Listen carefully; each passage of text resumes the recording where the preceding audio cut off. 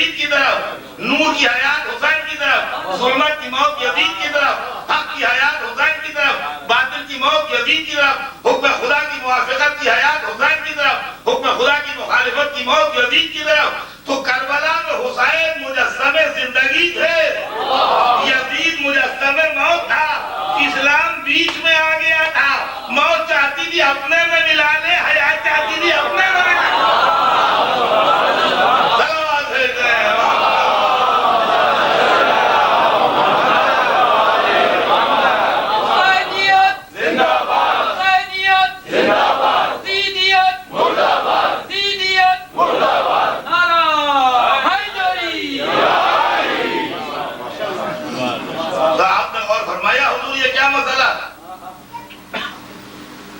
تو جہاد میں جو لوگ کام آتے ہیں وہ زندہ رہتے ہیں۔ ایک بات، جہاد میں جو قتل ہوتا ہے اس کو غسل کی حاجت نہیں ہے۔ اسلام کی فقہ پڑھیے آپ، اس کا خون میں نہانا ہی اس کا غسل ہے، اس کو کفن کی ضرورت نہیں ہے، جو لباس اس کے جسم پر ہے وہی اس کا کفن ہے، وہ زندہ ہے اور اپنے پروردگار کی جانب سے رزق پا رہا ہے۔ تو جب عام شہید رزق پا رہے ہیں تو سید الشہداء کتنا رزق پا رہے ہوں گے؟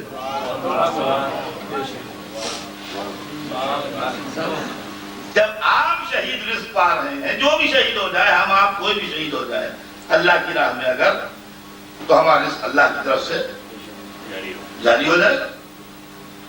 تو جب عام ہمارے آپ کے جیسے شہید رزق پا رہے ہیں تو سید الشہداء کو کتنا رزق مل رہا ہوگا؟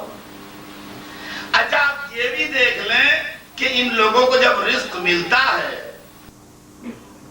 تو ہے قرآن میں کوئی ایسا اشارہ کہ یہ کیا کرتے ہیں؟ سب خود ہی کھا لیتے ہیں کہ بانٹتے بھی ہیں؟ تو قرآن میں ان کے لیے لکھا ہے کہ وَمِمَّا رَزَقْنَاهُمْ يُنْفِقُونَ، ہم جب ان کو رزق دیتے ہیں تو یہ اس میں خیرات بھی کرتے ہیں۔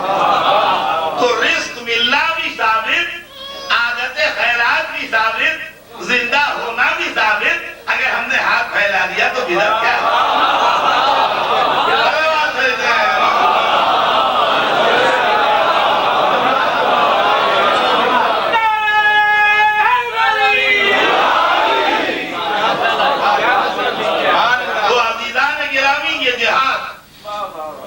جہاد کے لیے چند اصول ذہن میں رکھیے۔ ایک تو جہاد ہمیشہ ڈیفینسو ہوتا ہے یا ایسے وقت میں ہوتا ہے جب اس کے علاوہ کوئی دوسرا راستہ نہ ہو، کوئی چارہ نہ ہو۔ چنانچہ دلیل میرے آپ کے جہاد نہیں بنیں گے، رسول اللہ نے اپنی زندگی میں جو لڑائیاں لڑی، جہاد کا نمونہ وہی لڑائیاں تو بنیں گی۔ بھئی جہاد کا نمونہ وہی لڑائیاں تو بنیں گی جو رسول اللہ تشریف لے گئے، جن میں خود موجود تھے یا ان کے حکم پر لڑی گئی، وہی لڑائیاں بنیں گی۔ اچھا اب میں اس کی ایک چھوٹی سی مثال دے دوں تاکہ ہر بچہ سمجھ لے۔ میں رہتا ہوں محفل علی میں یہاں، اور آپ رہتے ہیں ادارہ جعفری میں، مثال کے طور پر میں یہاں رہتا ہوں اور آپ وہاں رہتے ہیں، اور میرے آپ کے درمیان لڑائی ہو گئی۔ اب اگر یہ لڑائی محفل علی کے قریب لڑی گئی تو آپ وہاں سے لڑنے کے لیے آئے تو میں اپنے گھر سے نکل کے لڑا آپ سے وہاں، اور اگر ادارہ جعفری کے آس پاس لڑی گئی تو میں یہاں سے وہاں تک لڑنے گیا تو وہاں سے آپ نکل کے آئے۔ کافروں کا شہر تھا مکہ، مسلمانوں کا شہر تھا مدینہ۔ جو لڑائیاں ہوئی ہیں وہ مدینہ کے پاس ہوئی ہیں کہ مکہ کے پاس، جغرافیائی اعتبار دیکھ لیجیے، جغرافیائی اعتبار دیکھ لیجیے۔ جو لوگ حج کو جاتے ہیں یا یوں جاتے ہیں عمرہ وغیرہ کرنے، اگر کوئی ٹیکسی ڈرائیور وغیرہ یا کوئی ان کا جاننے والا وہاں ہوتا ہے تو میدان بدر بھی لے جا کے دکھا دیتا ہے، ورنہ نہیں دیکھ پاتے ہیں لوگ۔ لیکن خندق اور احد یہ تو ہر ایک دیکھتا ہے۔ بھئی جہاں سب مساجد ہے وہی جگہ خندق ہے، اور میدان احد تو سامنے پہاڑی ہے جہاں حضرت حمزہ کی قبر ہے۔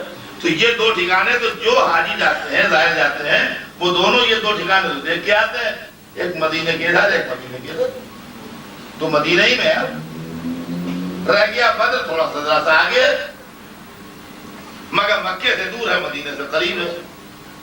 اب بھئی خیبر کا کیا معاملہ ہے؟ تو خیبر کا معاملہ یہ ہے کہ خیبر جو تھا وہ یہودیوں کا گڑھ تھا۔ خیبر کی سچویشن یہ تھی کہ وہ یہودیوں کا گڑھ تھا، وہ وہاں سے کبھی زندگی میں باہر نکلتے ہی نہ، ان کا اسٹرانگ ہولڈ تھا وہاں پر۔ وہاں سے جو مسلمانوں کے کارواں گزرتے تھے یا اکا دکا مسلمان گزرتے تھے وہ ان کو لوٹتے بھی تھے اور مار بھی جاتے تھے جب موقع ملتا تھا۔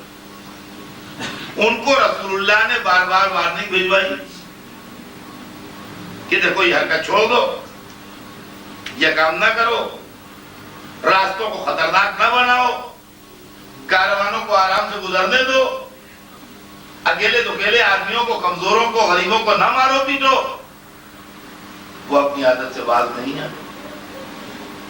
جب باز نہیں آئے تو اگر رسول مدینے میں بیٹھ کے انتظار کرتے تو جتنے دنوں بھی انتظار کرتے وہ مدینے پر حملہ کرنے تھوڑی آتے، وہ وہیں گڑبڑ کرتے رہتے۔ تو اب لڑائی جو تھی وہ مجبوری ہو گئی تھی کہ ان کو جا کے ان کے علاقے میں کچلا جائے تاکہ راستے سیف ہوں، سمجھ گیا، تاکہ راستے سیف ہوں۔ اس لیے مولا علی اور رسول اللہ حسین کربلا کے ہاتھ میں تلوار نکال لی۔ یہ ہے مسئلہ جہاد، اور اس سے زیادہ کلیئر مثال دے دوں تاکہ بچوں کی سمجھ میں آ جائے اچھی طرح۔ دیکھیں جو کوئی آدمی کسی کو چاقو مارتا ہے، اسٹیبنگ کرتا ہے، وہ بھی دھاردار چیز سے آدمی کا جسم کاٹتا ہے، اور ڈاکٹر جب آپریشن کرتا ہے تو وہ بھی دھاردار چیز سے آدمی کا جسم کاٹتا ہے۔ جہاں تک جسم کے کاٹنے کا سوال ہے، دونوں یہ کام کرتے ہیں، مگر ایک زندگی کا چراغ بجھانے کے لیے کرتا ہے اور ایک زندگی بچانے کے لیے کرتا ہے۔